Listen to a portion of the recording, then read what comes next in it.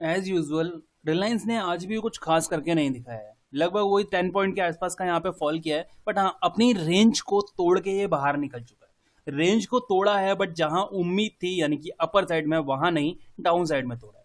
Last अगर देखेंगे यहाँ पे 1 2 3 4 4 दिन से इस जोन को ये सपोर्टिव की तरह यूज कर रहा था, बट आज के दिन इसने ब्रेक किया।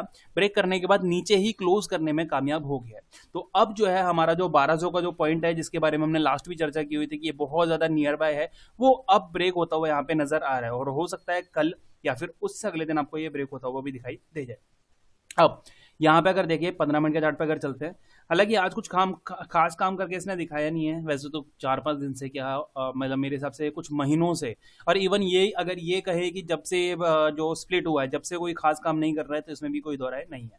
अभी यहाँ पे अगर नजर करते हैं, देखो सपोर्ट सपोर्ट सपोर्ट, यहाँ सपोर्ट, फाइनली ब्रेक किया, ब्रेक करके रीटेस्ट किया, रीटेस्ट के बाद फिर से नीचे जाके इसने क्लोजिंग जो है वो करके दिखा दी। तो अब एक चीज तो ध्यान रखना, बायर्स आपके लिए पहले मैं बोल देता हूँ, यहाँ पे ये एरिया जो है ना, जो आपके लिए पहले सपोर्ट की तरह काम कर रहा था, अब ये रिजेक्शन की तरह काम करने के लिए तैयार हो चुका है। मतलब कल कहीं भी ओपन होता है, ऊपर जाने के लिए यहाँ पे इसको एक रिजेक्शन की तरह से ट्रीट करवाने के लिए पूरी तरीके से तैयारी हो चुकी है। पहली चीज, अगर सपोज करते हैं कि आपने ये जो है ये रिजेक्शन ये पार कर भी दिया, तो नेक्स्ट ये वाली जो ट्रेड लाइन चल रही है, ये आपके लिए रिजेक्शन के लिए तैयार बैठी हुई है।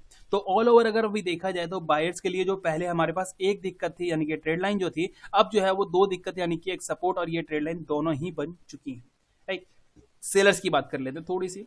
सेलर्स जो है वो काफी ज्यादा सेफर साइड में बैठे हुए हैं, और अभी अगर देखा जाए तो मेरे हिसाब से आने वाले टाइम में सेलर्स का टाइम यहाँ पे आता हुआ दिखाई दे रहा है। थोड़ा सा इसको यहाँ पे एक सेकेंड यहाँ देखिएगा, एट परसेंट अगर देखिए लास्ट अगर कुछ 8 10 दिन पहले की अगर बात करें, तो हम यहाँ पे एक डब्ल्यू पैटर्न क्रिएट करने की उम्मीद कर रहे थे। बॉटम दिया था इसने, टॉप लगाया था, ये बॉटम दिया था, यहाँ से अप मूव आ सकती थी, बट इसने उस बॉटम को ब्रेक करके नीचे निकल गया था, और फिर यहीं पे नीचे की तरफ ट्रेड करना शुरू कर दिया था। मतलब जो पैटर्न था वो यहाँ पे ऑलरेडी फेल हो चुका है। राइट, अभी अगर देखा जाए तो यहाँ पे रिसेंट छोटे टाइम फ्रेम पे यहाँ पे क्या चल रहा है, तो यहाँ पे अगर आप नोट करेंगे, तो इसने एक बॉटम दिया हुआ है, ये यहाँ पे अगर देखेंगे इसने एक बॉटम दिया हुआ है, नेक्स्ट दिन अगले दिन गैप अप के साथ ओपन हुआ, और उसके बाद एक रेंज बनाई थी।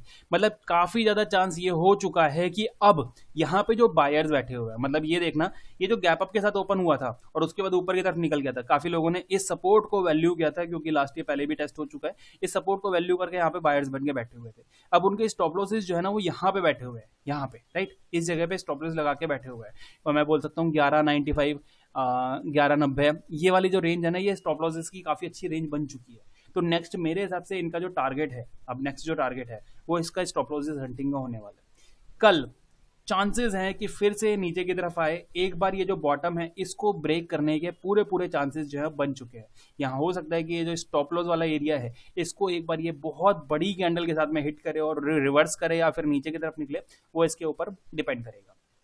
तो अभी हमारा क्या टारगेट हो गया है, हमारा टारगेट हो गया 1200 को ब्रेक करना है। इसके लिए अब यहाँ पे पहला लक्ष्य हो चुका है। ठीक है, बायर्स के लिए थोड़ा सा देखो, बायर्स की अगर मैं बात करूँ ना, तो अभी के हालात में जब तक ये 22 के ऊपर नहीं निकल जाता, मतलब कि इस एरिया के ऊपर नहीं निकल जाता, तब तक तो बाइंग के बारे में सोचना थोड़ा सा दिक्कत देने वाला है। राइट, 22 के ऊपर मेरे हिसाब से कल के दिन मैं शॉर्टिंग के लिए यहाँ पे आपको प्रेफर करूंगा, और कैसे करना है शॉर्टिंग उसको यहाँ पे हम 15 मिनट के चार्ट पे देख लेते हैं। यहाँ देखेंगे टारगेट क्या है, सबसे पहले टारगेट को देखेंगे। यहाँ पे टारगेट है हमारा यहाँ पे सर 1200 के नीचे, यानी कि 95 और 96 के आसपास हम यहाँ पे टारगेट लेके चलने वाले, 96 98 के आसपास का। ठीक है, हमारा स्टॉप लॉस क्या होगा, हमारा स्टॉप लॉस है सर यहाँ पे इस केस में 14 का, 1212 का, 1214 का। राइट, ये हमारा स्टॉप लॉस है। ठीक है, अब ट्रेड की बात करते हैं कि कहाँ पे हमारा जो आइटम है ये ट्रिगर हो सकता है।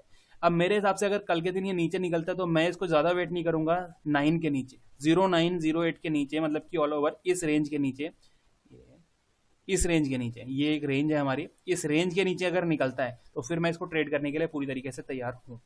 एक बार ट्रेड बता भी दूं मैं आपको, लॉन्ग शॉर्ट करना है हमें यहाँ पे। अगर शॉर्ट करते हैं हम इस जगह पे, इसको एक सेकंड में यहाँ पे थोड़ा सा मार्क करते हैं।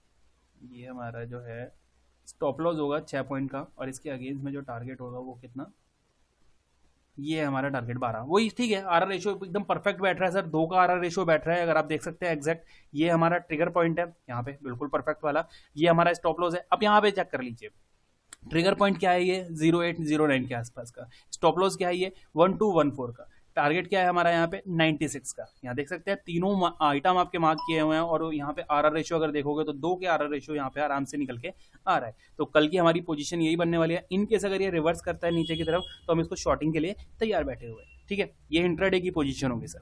और अभी अगर देखा जाए यहाँ पे हालत की अगर बात करें यहाँ पे बायर्स के लिए, जैसे मैंने आपको बताया 22 से पहले तो यहाँ पे बायर्स के लिए एंट्री करना थोड़ा सा या फिर ज्यादा सा दिक्कत हो सकती है।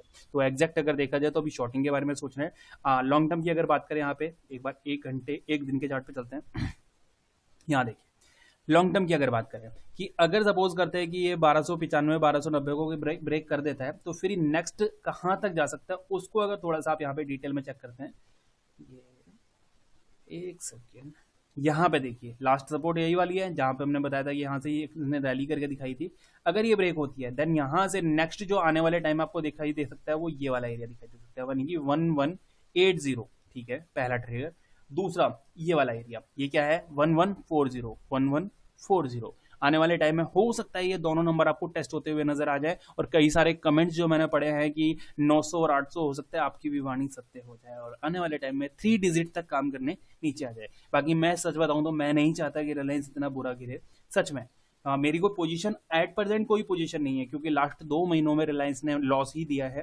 अक्टूबर में भी लॉस किया था, नवंबर में और दिसंबर में दोनों महीनों में इसने लॉस किया है। तो एट प्रेजेंट कोई पोजीशन मेरे पास रिलायंस की नहीं है और जब तक ये एक सस्टेन नहीं हो जब तक मैं कोई पोजीशन बनाने के लिए तैयार भी नहीं हूँ। एट प्रेजेंट कल के लिए हम इंट्राडे में शॉर्टिंग देखने वाले हैं। लॉन्ग टर्म में देखते हैं यहाँ पे इनकेस 1200 के नीचे काम करना शुरू करेगा तो फिर इसको पोजीशन में भी एक ट्रेड बनाने की कोशिश करेंगे। थैंक यू, वीडियो पसंद आए तो लाइक कर देना।